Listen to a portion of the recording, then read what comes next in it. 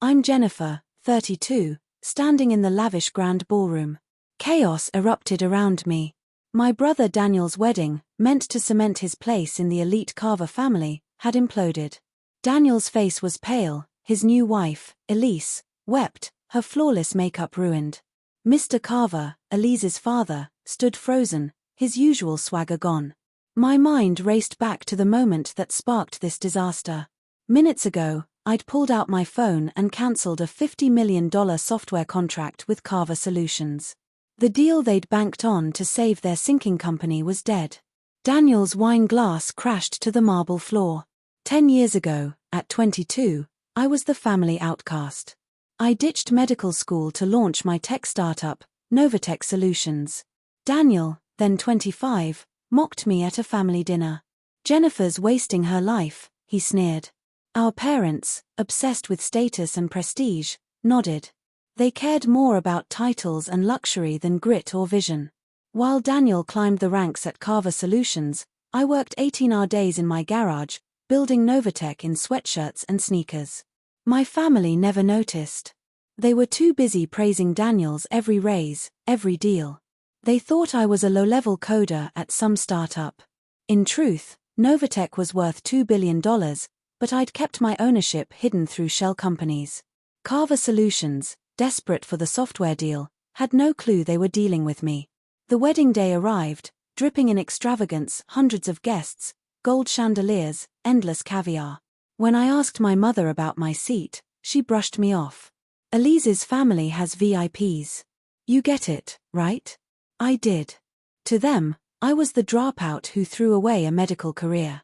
At the reception, I found no placecard with my name. Elise approached, her smile dripping with pity. "We had to prioritize distinguished guests. There's a spot for you by the service area." Daniel joined her, urging me to stay quiet.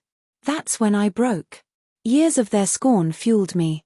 I called my assistant and axed the contract. Daniel demanded answers. I showed him Novatech's logo on my phone.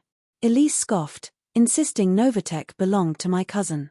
I calmly revealed I was the mastermind, operating behind the scenes. I also knew Carver Solutions had botched 3 product launches, was drowning in debt, and had been limping along for 18 months. My mother shoved through the crowd, furious. "Jennifer, stop this. You're ruining your brother's day." I showed her Novatech's financials and ownership papers. Daniel grabbed my arm, demanding I fix it. I reminded him of the time I asked for a startup loan, and he laughed me out of the room. My father stepped in, his face a mix of shock and dawning clarity.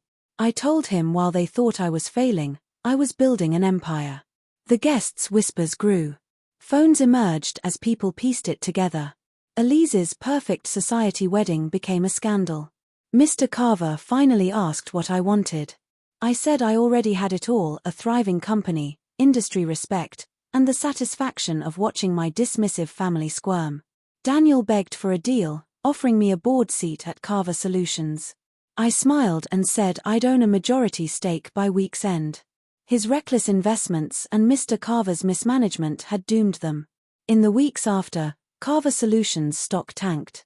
Elise filed for an annulment.